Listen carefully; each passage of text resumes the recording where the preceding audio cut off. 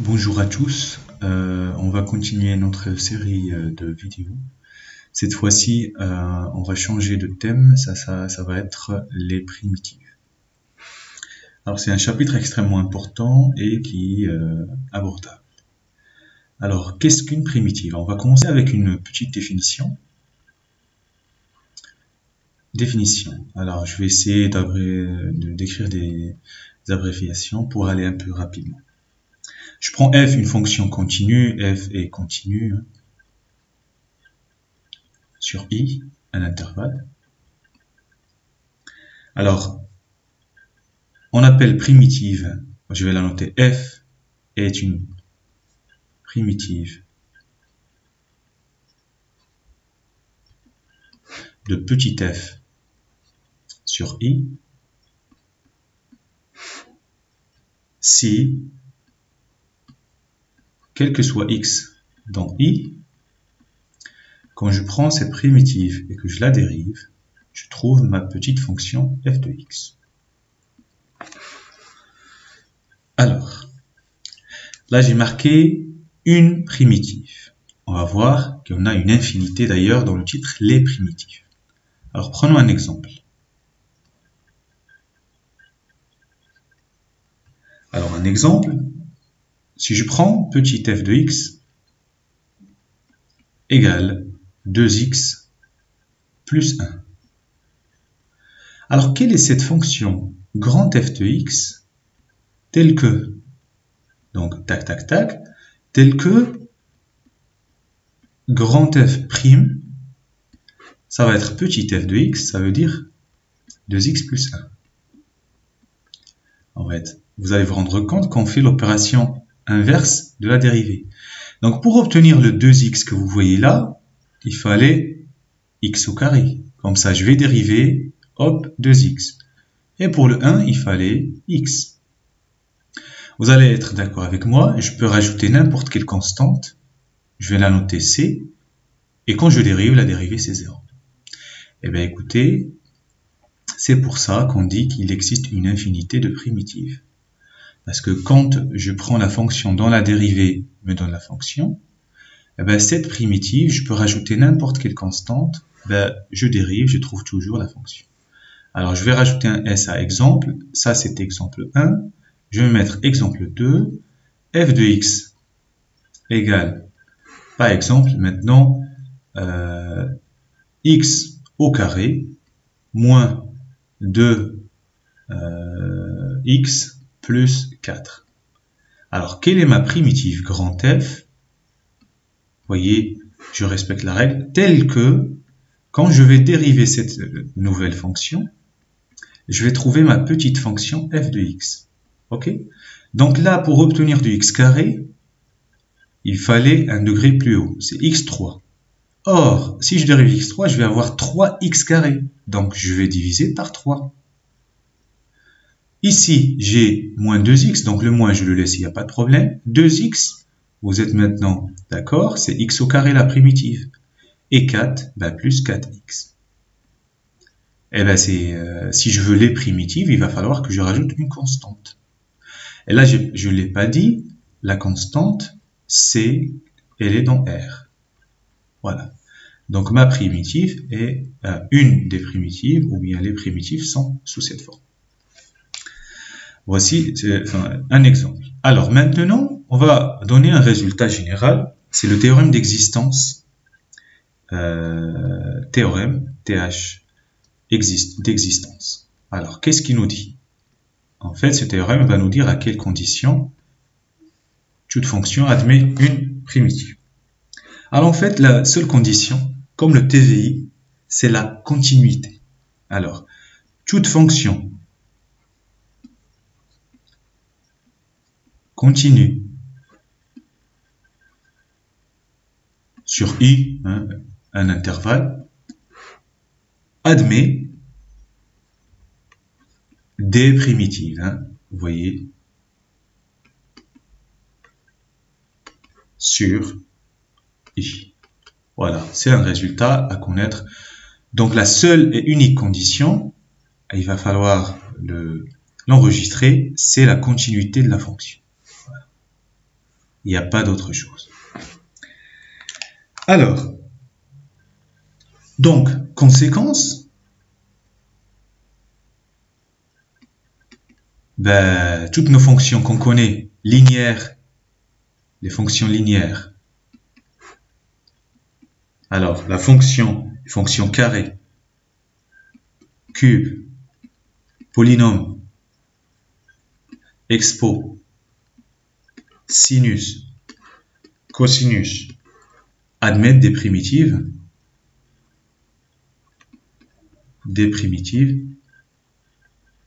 sur R, d'après ce théorème. Alors, la fonction inverse,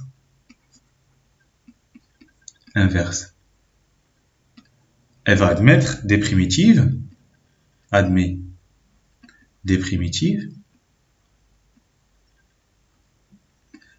sur moins l'infini 0 et 0 plus l'infini, puisque son domaine de définition, c'est R privé de 0. Alors, quelles sont les fonctions, les primitives de fonctions usuelles? Alors là, on va faire un tableau rapide. Là, je vais noter là la fonction petit f, et là, admet pour primitive.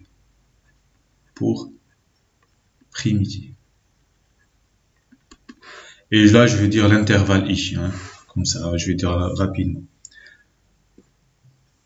Alors, si f de x égale 0, ben, la primitive grand f de x, c'est une constante. Et ça, c'est sur R. Alors, si f de x égale a, et a dans R. Hein, donc, f de x, c'est de la forme d'une fonction ax plus b, avec b dans R. Donc, là aussi sur R. Alors, si f de x égale 1 sur x carré. Quelle est la fonction telle que quand je dérive, je trouve 1 sur x carré? Vous allez tous être d'accord, c'est moins 1 sur x. Et cette fois-ci, on est sur R étoile. Alors, f de x égale 1 sur racine de x. Alors, grand f de x, qui est la fonction quand je dérive, je trouve 1 sur racine, ben, c'est 2 racines de x. Pour vérifier, prenez 2 racines de x, dérivez. Racine de x, c'est 2, c'est la dérivée, c'est 1 sur 2 racines de x. Les deux, on retrouve exactement. Donc, on est sur R plus étoile, bien évidemment. Alors, en général, si f de x est de la forme x puissance n, et n, alors regardez bien, n est dans z, et le n, il est supérieur à 1 ou n inférieur ou égal à moins 2. Qu'est-ce que ça veut dire? Alors, ça, c'est très très pratique, vous allez voir. Alors déjà, quelle est la primitive de cette forme? F de x, la primitive, ben, c'est xn plus 1, et je dérive par n plus 1, puisque je n'avais pas, et ceci, c'est sur R. Alors, je m'arrête là, 2 secondes. Ça veut dire quoi? Que la primitive de f de x égale x puissance n avec n dans z. Ça veut dire peut être négatif, ça veut dire que je peux avoir une fraction, mais à condition que n soit au-delà de 1 ou bien inférieur à moins 2. Alors, ou égal 1. Alors, exemple.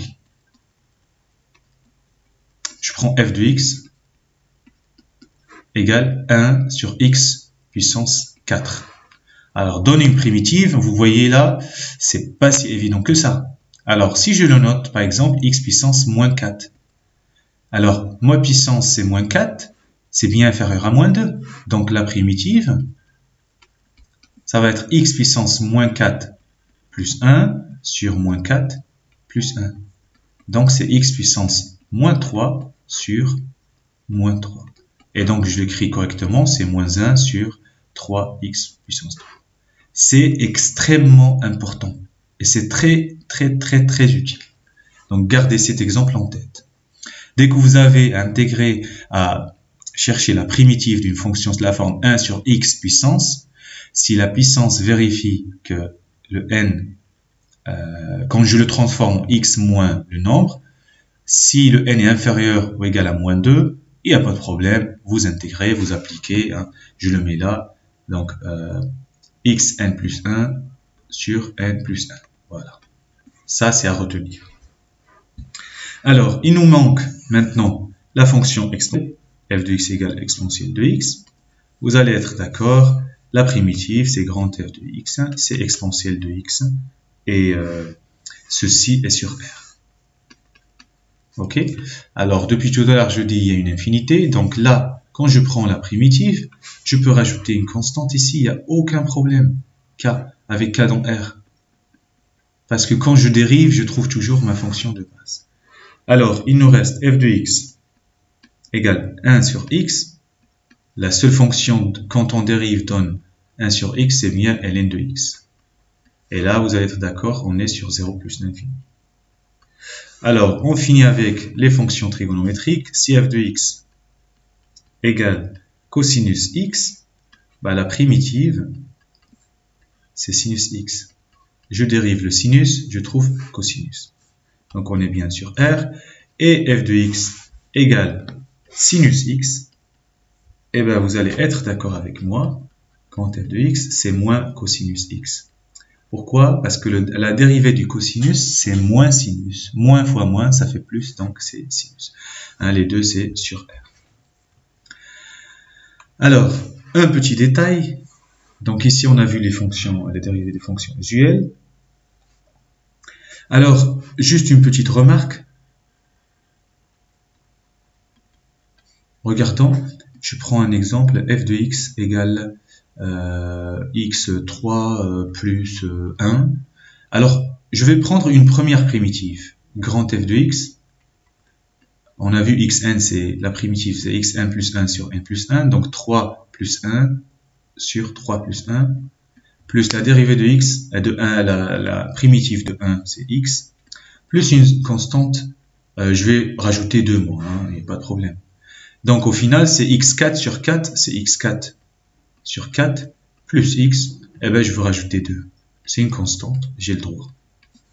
Prenons maintenant une deuxième, g de x.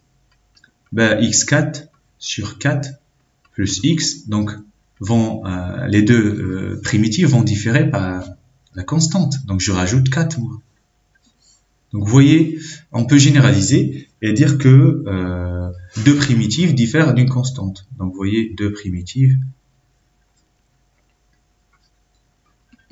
f et g diffèrent d'une constante k. Ça veut dire quoi? Quel que soit x dans i, le domaine dans lequel la fonction admet une primitive, grand f de x, ça va être g de x plus un certain k. Voilà. Alors il y a une remarque très très intéressante quand on regarde les courbes des primitives. Supposons que, voilà, alors je fais une courbe, j'ai par exemple là la courbe d'une primitive f1 d'une fonction f. Alors, vous avez compris, je pense, comme deux primitives diffèrent d'une constante, si je veux la deuxième courbe, en fait, je fais une translation de vecteur kj, selon kj. Vous voyez, là, c'est une translation de vecteur, là c'est i, et là c'est j. Donc, vous voyez, je peux faire autant de courbes que je veux, des primitives, ça va être une translation de vecteur du même vecteur. Vous voyez, là je fais une autre ici, hop, voilà, c'est pas top, mais j'essaie de faire mieux. Alors, juste encore ici, on va s'arrêter un moment. Et bien, vous allez me dire à quel moment on peut dire qu'il y a une unique primitive ou quelque chose. Vous voyez que chacune des courbes là passe par un nombre, on va dire infini de points, mais quand même, elle traverse l'axe des ordonnées en un seul point à chaque fois. Voyez, et donc on peut trouver une unique primitive d'une fonction qui passe par un nombre précis. Voilà, si je prends ce point-là A, donc la fonction de base f, elle admet une seule primitive qui passe par ce point-là. Alors, on peut voir un exemple, il n'y a pas de... Alors, quand je prends un exemple, je prends petit f de x égale 3x plus 5. Pour l'instant, j'utilise des exemples simples, c'est pas la peine de compliquer. Grand f de x, donc le 3 il reste, la primitive de x c'est x carré sur 2. Alors 5 plus 5x plus une constante, k. Alors si je veux que la courbe passe par le point A, hein, de coordonnées par exemple 0, 1. Alors donc si la courbe passe par ce point-là, il faut que f de 0 soit égal à 1. Alors ceci est équivalent, je remplace par 0, ça fait 0 plus k égale 1. Et donc je trouve k égale 1. Et finalement, j'ai trouvé une unique primitive qui passe par le point A de coordonnées 0, 1, qui est de la forme 3 demi-x carré plus 5x plus 1. Les opérations, là, rapidement, opérations sur les primitives, écoutez, s'adaptent avec la somme. La primitive d'une somme, c'est la somme des primitives. Hein. Si c'est ce que j'ai fait. Hein. La somme, il n'y a pas de problème. Donc, je vais écrire f plus grand G, primitive de petit f plus petit g, hein, sachant que grand F, primitive de f, hein, et lambda grand F, primitive de lambda petit f. Vous voyez, quand j'ai un lambda fois une fonction, je laisse la constante et je primitive f avec lambda, bien évidemment, dans R. Alors, vous allez me dire qu'il reste quand même le produit. Ah ben, on ne peut pas appliquer et ça s'applique pas parce que la dérivée d'un produit, c'est pas le produit des dérivés, et la dérivée d'un quotient, c'est pas le quotient des dérivés. Mais pour finir cette partie sur les primitives, par exemple, si je vous demande de la primitive, alors exemple, f de x égale 2x sur x carré plus 1 sur R. Si je veux une primitive d'une fonction de ce type-là. Alors en fait, il y a ce qu'on appelle les primitives de fonctions composées. Alors si je vous montrer l'exemple, alors le 2x, vous allez être d'accord, c'est la dérivée de ce qui est en bas. Donc la dérivée de ce qui est en bas. Donc en fait, c'est de la forme u' sur u. Alors quelle est la fonction telle que quand je dérive, je trouve u' sur u? Vous allez me dire que c'est bien la fonction ln de u. Donc c'est ln, donc grand F maintenant de x, c'est ln de x carré plus 1. Donc admet, donc court, u' sur u admet pour primitive